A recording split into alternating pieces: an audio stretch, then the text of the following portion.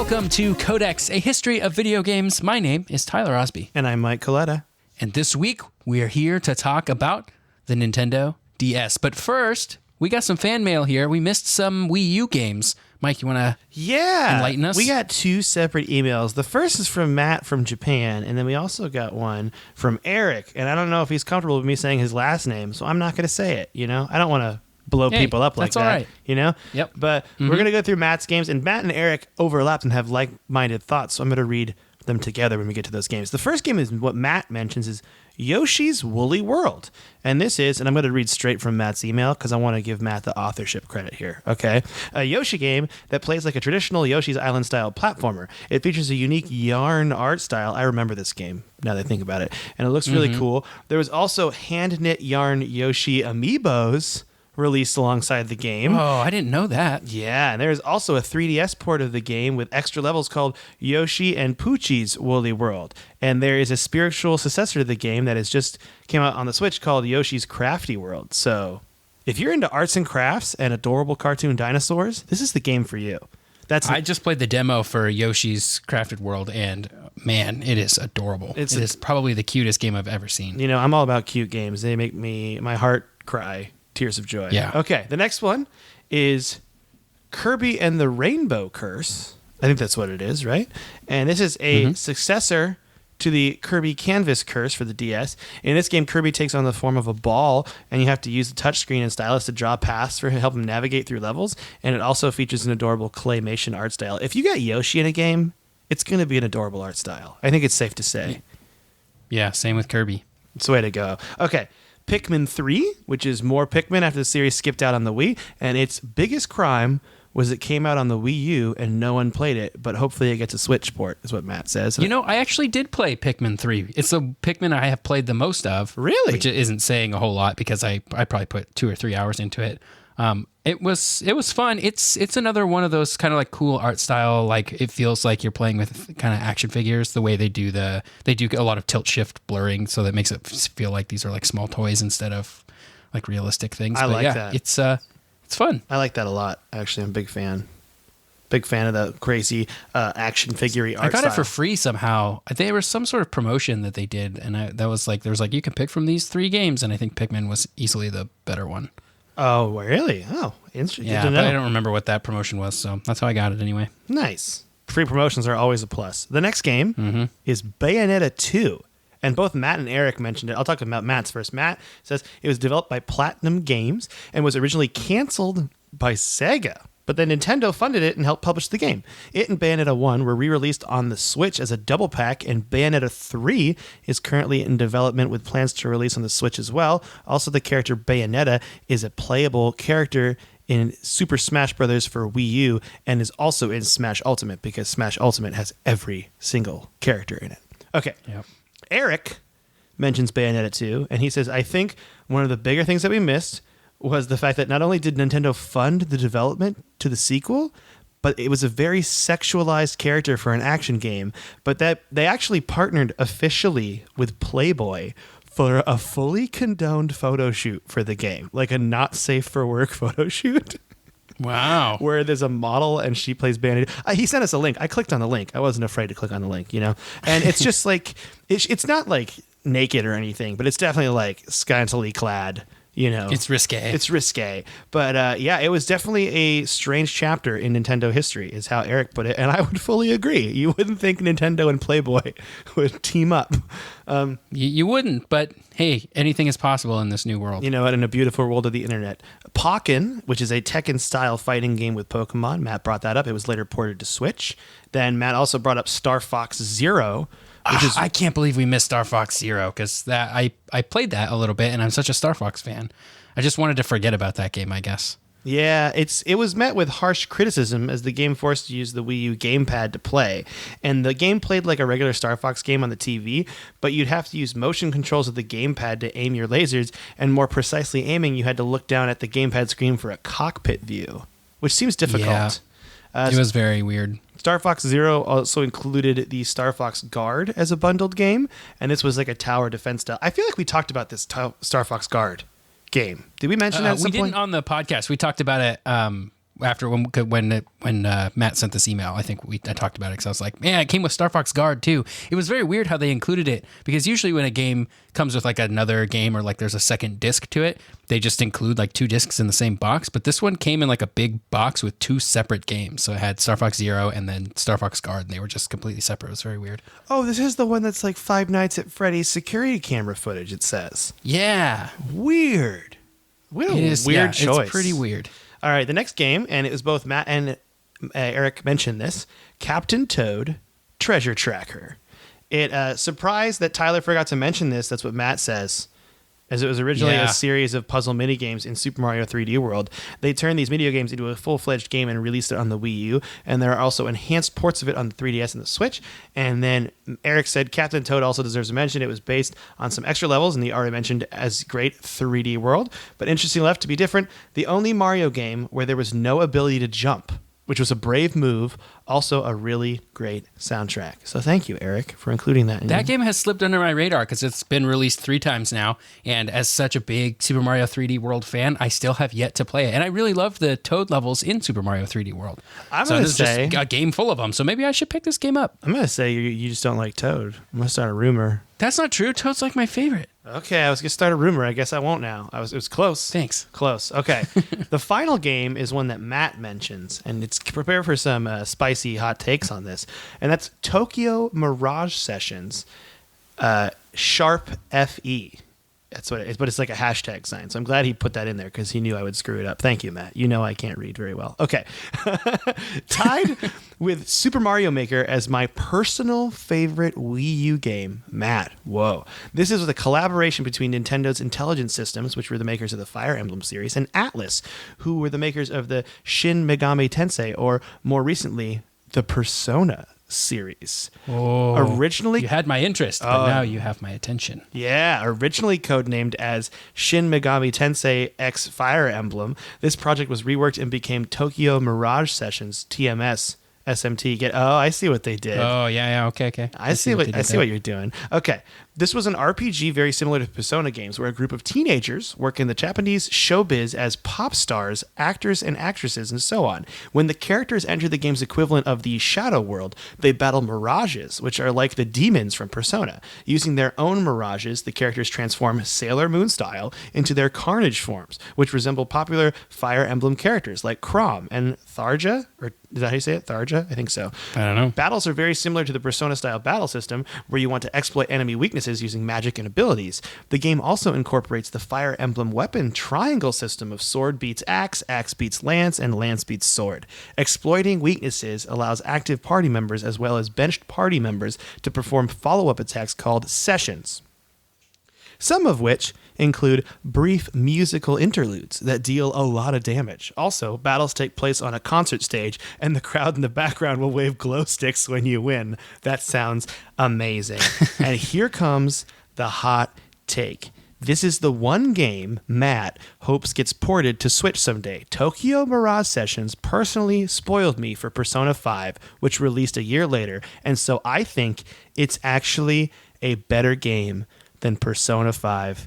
Hashtag hot take or sharp hot take, depending on what you're looking at before. Matt, thank you. Matt sent that is a hot take. Matt and Eric, great points, both. And the cool thing is they both talked about the games, but they didn't overlap at all. They did different things they talked about. So thank you both for your emails, Matt and Eric. You're wonderful. And now we're going to move on to the actual title of the show. I got to pick up Tokyo Mirage Sessions, I think. I really hope it gets a Switch port because I don't want to buy another Wii U game, but that game sounds awesome. That sounds cool. Well, I mean, I wonder if it's as long as Persona, because isn't that the thing about Persona is it's super duper long. So long. I can look. There's a website called howtobeat.com. I could just look this up right now. Well, don't do it now. Let's talk about the Nintendo DS. Mike, I've got a question for you. A question for me? Yeah, a question for you. Okay, what's your question? Okay, so it's 2004, right? I remember. Think back to 2004. I was a sophomore in high you school. like your Game Boy Advance, right? I loved my Game Boy Advance. It's pretty cool. How many screens would you say it has? I remember correctly, it has one screen. Oh, one. Okay. Yeah. How many buttons does it have on the face? How many face buttons does it have? Two buttons. An A and a B, I believe. Just two. Just A and B, huh? Just A and B. Okay. Well, hey, you know what would be a probably a direct improvement over this. What's that, Tyler? 2 screens, 4 face buttons. Stop digging. You've struck oil, Tyler. That's amazing. Oh, I'm not done yet. I'm not done yet, Mike. For good measure, how about one of those screens is, I don't know, a touch screen? So if you thought 2 face buttons were good and 4 were even better, now you have infinity buttons with a touch screen. What am I living in Star Trek right now? Where is this technology coming from? This is basically the holodeck in your pocket. It's the crazy. freaking Nintendo DS. Oh, the Nintendo DS. I love it so much. Development on the Nintendo DS began around mid-2002, and the idea for a dual-screen console came from Hiroshi Yamauchi, the Nintendo president at the time. Revolutionary, that one. And then on November 13th, 2003, Nintendo announced that it would be releasing a new game product in 2004. But the company, Nintendo didn't give any details, but they stated, and this is really important, it would not succeed the Game Boy Advance or GameCube. They were making a whole new thing. They're like, it's not another Game Boy, it's not another home system. So then, on January 20th, 2004, the console was announced under the code name Nintendo DS. So, not really a code name. But we'll get into that later, I guess. Okay. Nintendo only had a couple details they released at the time, saying the console would have 2 separate 3-inch TFT LCD display panels, separate processors, and up to 1 gigabit. That's 128 megabytes of memory. Just get out of town for a console. I don't know if that's good or not. I have no crazy. idea. Yeah. Nintendo really pushed the idea that this console was the future. It was futuristic. And even Nintendo president Satoru Iwata said, quote, "We have developed Nintendo DS based upon a completely different concept from existing game devices in order to provide players with a unique entertainment experience for the 21st century," end quote. So here comes the future. It's coming at you right now. Tyler, are you ready for the future? This is what's happening. Oh, I'm so ready for the future. I need as many screens as possible in the future. And from a Nintendo perspective, by the way, Nintendo at the time felt they had this conservative image, which is weird to think that they already, at this point, toured up. Oh, no, they didn't team up yet with a Playboy model. So this is the conservative image times. This is pre-Bayonetta 2. So there was no Playboy help at all in this. And so Iwata was hoping that the DS would break that whole idea, that they become just Nintendo. No ifs, ands, or buts about it. They just do what they want to do because they're Nintendo. They're not conservative at all. They're crazy. All right? So then, in March 2004, there was a leak. There was a leaked document, yeah. And that document listed all the tech specs for the Nintendo DS. Now, was this really a leak? That's the question you got to ask, I feel like, now. You know what I mean? Because when things are leaked now, it's like, was it leaked on purpose? Oh, yeah. That's a fact. So we don't know that. I'm wondering about that. But they actually showed this time the Nintendo development name of the DS was, quote, Nitro. That's a way cooler name. How do you feel about that name as a code name? Because I know you're big on code names. I'm big on code names. I think that should have been, if it was the Nintendo Nitro instead of the Nintendo DS, how cool would that be? And you got a cool, it's pretty cool, skater die style name. Okay. It's awesome. So it's like you play your Nintendo Nitro while you're doing backflips on your dirt bike. That's what it sounds like to me. So in May 2004, the console was shown in prototype form at E3 2004, and it was under the name Nintendo DS at this time. It was still Nintendo DS. Everyone's like, oh, well, they haven't figured out a name for it. Then on July 28th, 2004, Nintendo revealed a new design that they described was sleeker and more elegant. And then that one shown at E3 was announced at Nintendo DS, and that was the official name. That was when they said, hey, this is really the name. Okay? We tried really hard to come up with more than with a new name. We couldn't come up with any. This is it. They're like, we all did a vote, and DS beat Nitro by 1 vote. And it was a bummer. It was a real big bummer, but we're going with Nintendo DS. So, and this was a pretty important time at Nintendo. Not only did they have that conservative image I mentioned, but there's even a quote about how important this was, because the GameCube kind of didn't do that well in Nintendo's eyes. Like, they needed something more. And Hiroshi Yamauchi was really banking on this being that more product. And in fact, he even has a quote here. It says, quote, "If the DS succeeds, we will rise to heaven. But if it fails, we will sink to hell." Which is way heavy-handed, I think, right? Like, oof. Yeah, that is, whew, there's no room for interpretation there. Yeah, it's very real. So marketing-wise, the system's promotional slogans revolve around the word touch because it has a touch screen. And this was in all countries, but the North American slogan was "Touching is good." I feel like that would not fly today. Yeah, I feel like they could have spent some more time on that. You know what I mean? Yeah. They maybe could have given it the old once over. But okay, so they had that marketing thing going on for them. They're doing their advertisements, touching is good, all that jazz. Let's talk about the launch because that's what we all want to know. And I had a Nintendo DS. I had one. Sold it on Craigslist like a dum-dum. I wish I still had it. It was black. It was sleek. It was beautiful. I had some cool games for it. I had Pokemon Pearl on it. Nice. I don't know why I sold it. Maybe because I thought I needed money and I never played it anymore, but I was a fool. I wish I had it to this day still. I think about it all the time. Okay. It's also the reason I'm never getting rid of my Nintendo 2DS, like no matter what. People will be like, hey, Mike, I'll pay you $800 for that. And I'll be like, no way. It's mine. Okay. You could just buy another 2DS for that. Yeah, but this one's mine. I spent so many hours with it already. You know, I've slept with my Pikachu DS by my head on my pillow every night, just thinking of it. Okay. So on September 20th, 2004, this is when the announcement of the launch happened. And the announcement was that the Nintendo DS would be released in North America on November 21st, 2004 for a whopping $149.99 US. Now, on August 21st, 2005, the price would then drop to $129.99. I wanted to mention that because, you know, everyone wants to know about price drops, I think. But the cool part about the North American release is they did a midnight launch event at Universal City Walk, EB Games, in Los Angeles, California. That's how dated this was, is there was an EB Games, an electronics boutique. I was trying to think about that. I was like, there's no EB Games at City Walk anymore, I don't think. No, because they got bought by GameStop, I think, right? I don't even think there's a GameStop there. Oh, yikes. Oh, no. All right. Well, sorry for all you box store video game fans. Electronics, the boutique is closed. So there were 9 official colors of the Nintendo DS, and not all were available everywhere in the world, but I just figured I'd list all of them anyway. Titanium, which is a combination of silver and black. Those were available worldwide. Electric Blue was exclusive to North and Latin America, but there was also a red version, and that came with Mario Kart DS, graphite black, pure white, turquoise blue, candy pink, mystic pink, and cosmic blue. And not all of these were available at launch, right? No, not all of them were available at launch. In fact, mystic pink and cosmic pink were just called blue and pink in the US. They had the color attached to them, and they also were paired with Nintendogs. That's not in there, but oh, Nintendogs, how I remember you. I would always be like, why does people buy this game? I have no idea. Okay. The Japanese release of the game, of the DS, was set for December 2nd, 2004.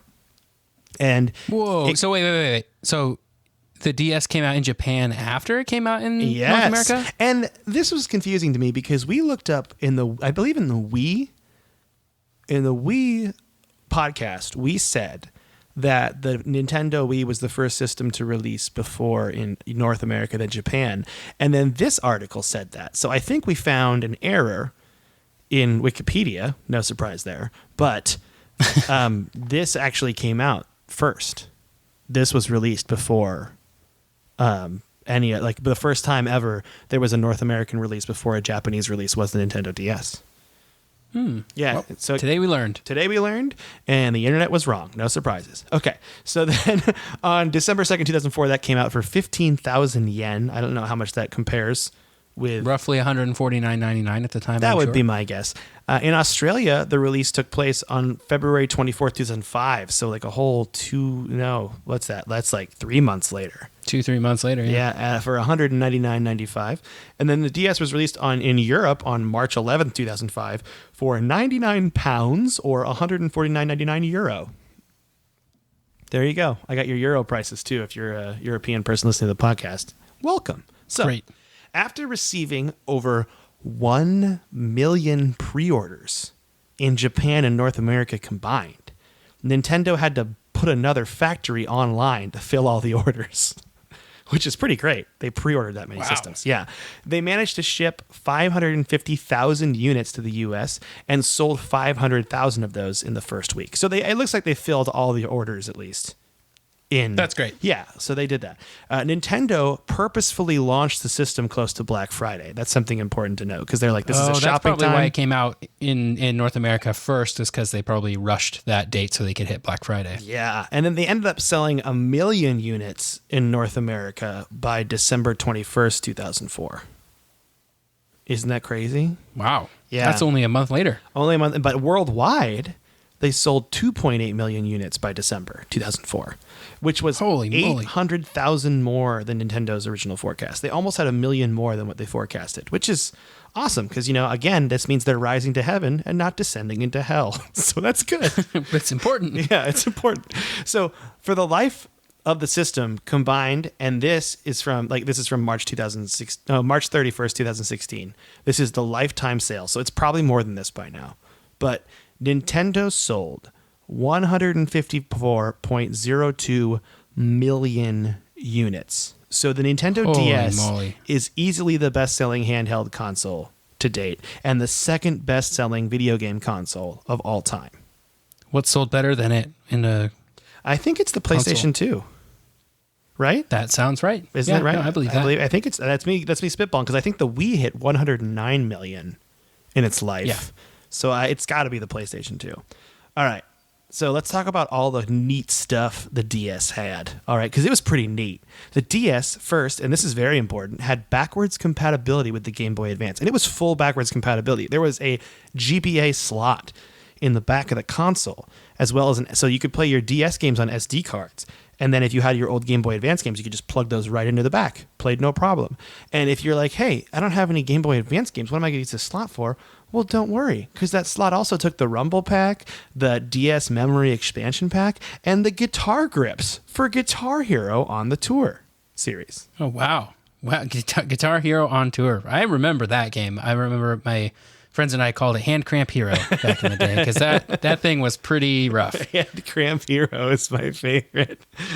I just sing it to Jukebox Hero in my head every time. Hand Cramp Hero. He's got pain in his hands.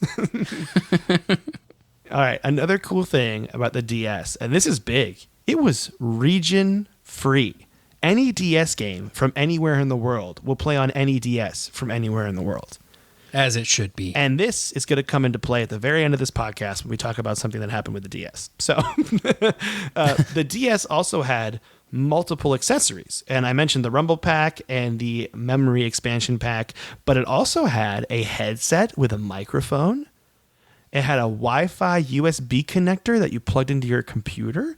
And this isn't really an accessory, but it had a browser that you could download. And the browser was actually a modified version of Opera browser. Mm-hmm. Is Opera I think still it was a on thing? its own. Yeah, Opera's still a thing. I think it was on its own cartridge. You had to buy it because that's what needed the memory expansion thing that you were talking about in the accessories, the DS memory expander. As far as I know, that's the only thing that used it. Oh, was Opera? Well, then never mind. I think you're right. Actually, and then there's 3 redesigns for the Nintendo DS. And Tyler, you want to take those and talk about those right now? Because you have a lot more notes on those than I do. Oh, yeah. So the first redesign was in 2006, so it's been a couple of years since the DS came out. Nintendo's like, we don't want to release a new system, but we're Nintendo, so we want you to buy this thing again. So how can we make it just a little bit better so that you'll want to buy it again? And in 2006, they released the DS Lite, which was exactly the same as the regular DS, except it was much smaller, it was much sleeker. It's honestly much cooler looking. It's made of a different kind of plastic that feels really cool. And it also had, the screens were slightly larger, but most importantly, they had the backlit screen that Nintendo had introduced for the newer, brighter Game Boy Advance SP. They put those screens into the DS Lite. And I have heard stories, this is unsubstantiated, but I've heard stories that the fat DS, towards the end of its life before the Lite came out, they actually made a version of that with those backlit screens too. So that's pretty cool. I've never seen that before, but I have heard on the internet rumors of such a device. I want to let you know, if you want to get a refurbished DS Lite, it'll cost you $42.99 on eBay. If anyone's out there looking. That's a pretty good deal. It's super But cheap. otherwise, the DS Lite was just smaller, better version of the DS. I think the buttons were better too. It's my favorite D-pad that Nintendo has made. The DS Lite D-pad and the buttons were a little bit spongier. The original DS had like really clicky like buttons that didn't have very much travel to them, and so they weren't very satisfying to press, and you could kind of press them accidentally. I think the DS Lite fixed a lot of that. It also kept the same Game Boy Advance cartridge slot, although it was a smaller cartridge slot, which is kind of weird because when you put your GBA games in, they stick out a little bit, and so I just think that's interesting because there's really no reason for that, but that's what they did to make it smaller. But yeah, I think that's the best version of the DS. If you want one that has Game Boy Advance compatibility, then you got to get the DS Lite because it has those awesome screens and all the other great features. So that's my favorite one. Good to know. Tyler's recommendation. DS Lite, get one. The next hardware refresh they did in 2008, so another couple of years later, Nintendo's gone, we don't want to release a whole new system yet, but how do we get you to buy another one? They released the DSi, which was a little bit more substantial of an upgrade to the DS. It had a new processor that was twice as fast, 137 megahertz versus 134 megahertz versus the 67 megahertz of the original DS. So it was a little bit faster. It could play some higher powered games. I don't think there were any games that were DSi exclusive. We may have to look that up because I'm not sure about that. But what it did introduce was onboard memory. So it had 256 megs of onboard download space so that you could download what Nintendo was calling DSiWare. So they had a much more robust store built for this where you could download DSiWare, similar to like the WiiWare that Nintendo launched with the original Wii. The DSi also had an SD card slot. So if you were so into downloading DSiWare that you just ran out of space on your DSi, you could pop in an SD card full size, no problem, and keep on downloading. What they also added was 2 cameras. They added a front selfie camera and a back camera for taking pictures of stuff, I guess. I'm not really sure why that was very useful, but they added it. There's probably some DSiWare games that made use of that or something like that. But the 2DS and 3DS have front and back cameras, don't they still? Yes, they do. Yeah. That's so interesting. They continued. I guess as a little kid, you want to take pictures of stuff. It's kind of cool. You can do it on your 2DS. But I feel like as an adult, it's like, I'm just going to use my cell phone. Yeah. On the 3DS, it was kind of cool because the 3DS has 2 cameras and could take 3D pictures, which is like kind of neat in a sort of gimmicky way where you're like, oh, cool. I'm looking at my 3D screen and watching these 3D pictures. Kind of neat. But otherwise, I don't think it was that useful. The other thing that the DSi did that was not that useful was they got rid of the GBA slot. No more compatibility with old GBA games. Aww, why would they just do kind of a bummer. that? Yeah. This is the best version of the original DS, probably, if you don't need Game Boy compatibility. But if you don't need Game Boy compatibility, I think you pretty much get everything you want out of just buying a 3DS because they're backward compatible with all DS I think things. any DS game, like anything with DS in the title, will play on a... Well, you can't play 3DS on a DS, but anything back in time before yours can play it, right? Right. Yeah. Yeah, everything's backward compatible. They also released a year later, so just in time for people to who have bought the DSi on launch to maybe be feeling like they're okay buying another one. They launched the DSi XL, where they made the screens way bigger, and that's it. They just made bigger screens. And this was at a time, and I think we're still in this kind of time where screens are like, for a long time, technology was getting smaller and smaller every time they came out with a new thing. And then it got to the point where like, okay, wait a minute, this stuff is too small. I actually want something that's bigger. And so the DSi XL kind of capitalized on that, making a bigger screen for those of us who have eyes that appreciate larger screens. But like we do that now with cell phones too. Now it's like, how big is the screen? How big is the screen? Whereas in like 2004, it was, how small is it? How small is it? I think that's true. Interesting. Just look at the iPhone sizes and how those have changed too. It just got smaller and smaller and smaller. And then around the 5, I think, is when it started like getting bigger. Because the 4 was really tiny. I had a 4. That was a really tiny phone. The screen size on all those were the same from the original up through the 4S. The screen size was the same, and then on the 5 is when they increased the screen size. Yeah, but like on old flip phones, it was all about how small is it? Does it fit in my pocket? You know, and then it was all about getting bigger. So DSi XL. That's pretty cool. Led the way. That was successful, which let Nintendo know that when they made the 3DS, they could do a 3DS XL and all that kind of stuff. So, do you want to talk about the So there was a thing with the DS where it had a very large following of modding and hacking. And part of it is due to the region thing I talked about where nothing's region locked. So it made it pretty easy. But there was a lot of other stuff that wasn't really locked on the DS. You want to go into that, Tyler? Yeah, well, they definitely had some form of copy protection on the DS that Nintendo implemented, but hackers were able to get around that. And in, I want to say 2007, the very first R4 card was released, and there would be many imitators of the R4 card, some of which were probably pretty good. But the original R4 card was basically it was kind of an SD card adapter for your DS, and you could load up all kinds of homebrew games on there, emulators and stuff. That there was like a pretty nice, robust homebrew scene for the original DS. I didn't participate too much in that scene a whole lot, just because I didn't. The machine wasn't fast enough to do things like Super Nintendo emulation very well, at least in the earlier days. So I was like not really into that. But I did have an R4 card so that I could play all of the backups of the games that I definitely legally owned. Of course you legally own them because you're an honest person. Of course. I just didn't want to carry all those cartridges around with me. So I played them on my R4 card. But that was really what the thing that made that scene was the R4 card, because you just load things straight onto that, and then you could play them directly off of that. And that was pretty neat. But I think towards the end of the DS's lifespan, there was a real piracy problem with the DS, because new games were relatively small compared to like the disc-based games of other systems. So games were like at maximum, I think, 256 megabytes for a DS, and so that's pretty downloadable even in 2008 when this scene was probably at its height. And so you could download that, pop it right onto your DS as soon as the game came out, and there was nothing Nintendo could do about it. Darn, they got them good. Yeah, that was it. There was another thing I read in this article that I took it out, but there was something about how the game was still selling really well in Korea, like the games were selling, and it was because everyone was just using them to make pirated copies. It was like, and the DS itself like had this big sales spike in 2007, I think, because everyone realized that R4 thing came out and everyone was like, oh, we can buy this, we could do this. So yeah, suddenly it makes good sense for me to spend $150 on a DS because I will never have to buy a game ever again. Exactly. And then another mod that happened was the thing called Action Replay, and that was by the company Daytel, which is pretty interesting that they have a company name, but it's a device that allowed users to put cheat codes in, and you could essentially hack the games, and you could like get infinite health and power-ups and run around. Oh, it's like a Game walls. Genie. Yeah, it's a Game Genie, but for DS. So yeah, I think Daytel is the same company that made the Game Shark. There's a lineage there. You can trace the. Loved a Game Shark. Thought it was so cool. Yeah.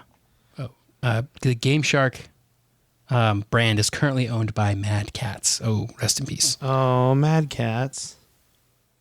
What was? I kind of want to do a history of like some of those third party. Oh yeah, because like Mad Cats. Is it Tyco? Oh yeah, with the worm light. Yeah. There's still some of them. I was actually in a Walmart recently, and I saw a wired Xbox One controller by a company I'd never heard of. And I was like, oh, they're still I mean, I wouldn't mind a wired Xbox One controller, but I'd probably want to get one from Microsoft just to make sure it wouldn't break after a day, just to be sure. Well, I mean, you can plug a micro USB cable into your Xbox One controller, and that's true. I'm doing that. Good to go. Doing that all the time anyway.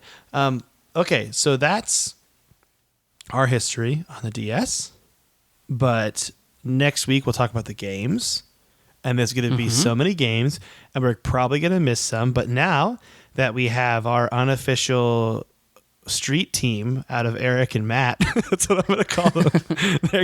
They can help us out if we miss some. And if you hear us miss a game and you want to let us know, it's codexhistorypodcast@gmail.com. Now, we need to make sure we get some DSiWare games in there because those will be easy to miss. Okay. And I think we need to make sure that stuff is represented. Just making a mental note now for next week. We need to get some DSiWare. There's also a games game I specifically want to talk about because I never played it, but it was very popular among my friends, and that was Brain Age. those like mind games. I loved Brain Age. Yeah, so we need to talk about those because there was a group of people in college actually that had those and played those a lot, and I never got a chance to play those. So, you know what? You might have even been in that group, Tyler, because that was when we first met. I might have been. Okay, so Tyler, what have you been playing? This week, I have been playing, let me think real quick, a little bit of Kingdom Hearts 3 while watching Kelly play Kingdom Hearts 3, but I've been playing, most of my game time this week has been World of Final Fantasy, which sounds like the MMO version of Final Fantasy. It's not. That's Final Fantasy 14. World of Final Fantasy, I think I talked about it last week, is a very cute kind of mashup of a lot of different Final Fantasy stuff with its own storyline that's fun. But it's a standard JRPG with some Pokemon aspects that I'm having a lot of fun playing. And then after that, I guess I'm going to be looking for Tokyo Mirage Sessions and seeing if I can get a good copy of that for Wii U, because apparently I need to play that. Oh, yeah. And I've also been playing Destiny, of course, always playing Destiny. Always. And I feel like there's one other thing. Oh, I played another couple more rounds of Risk of Rain 2, but I talked about that last week too, I think. So. Oh, yeah. I was going to ask you, what is World of Final Fantasy on? It's on PlayStation 4, PlayStation Vita, PC, Nintendo Switch, Xbox One. Do you have it on Switch? Is that what you're playing it on? Yeah, playing it on Switch. I bought it for PlayStation 4, put about 10 hours into it. I was like, this game's great. Then I put it down, didn't pick it up ever again.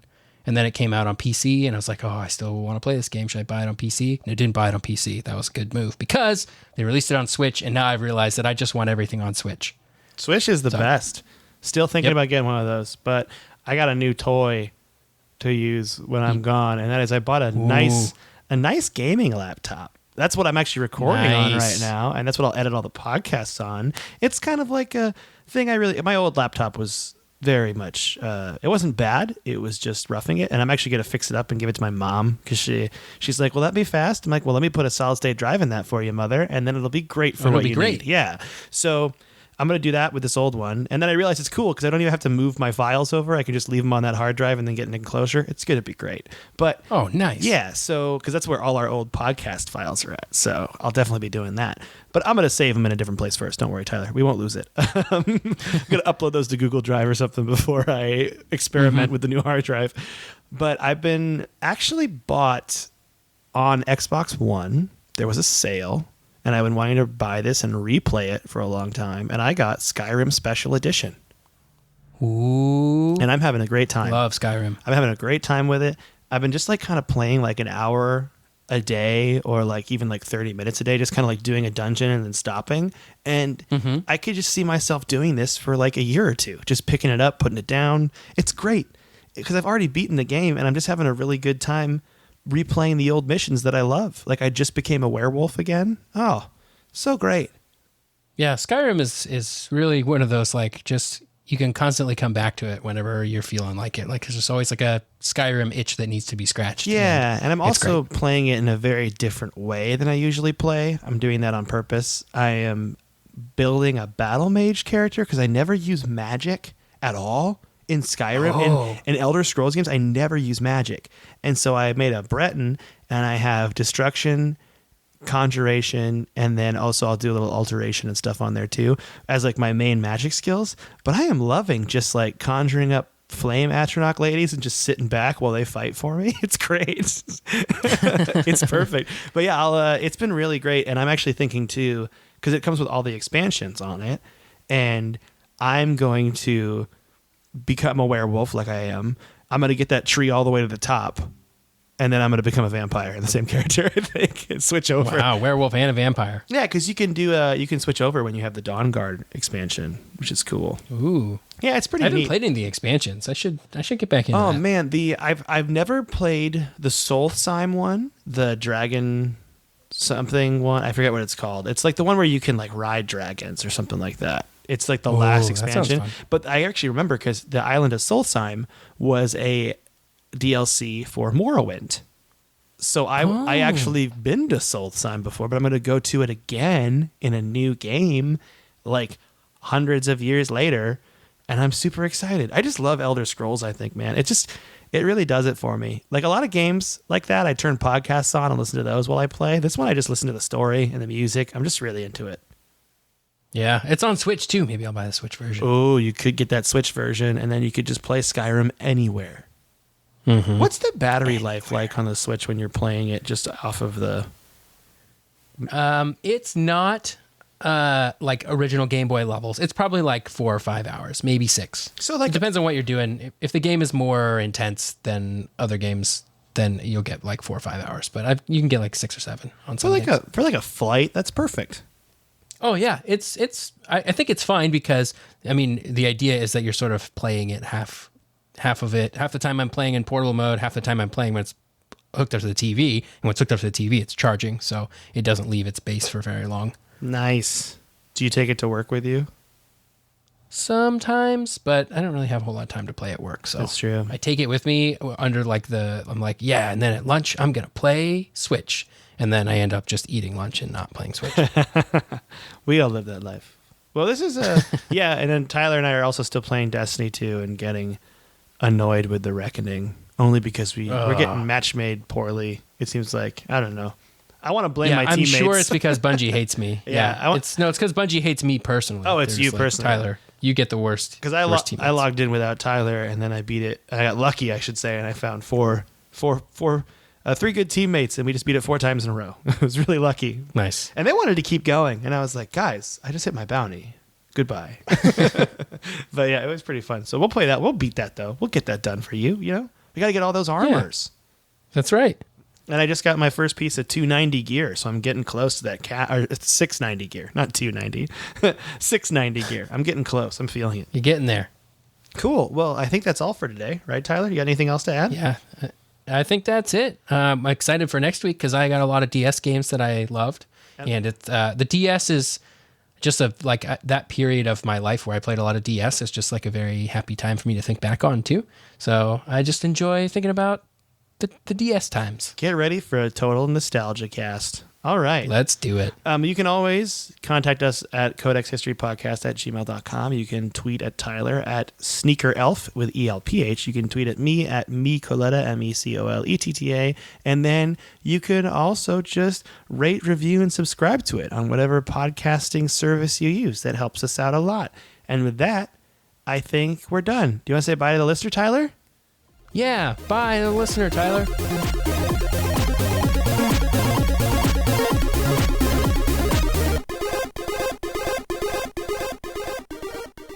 This has been a Podaholics Comedy Network presentation. Podaholics.com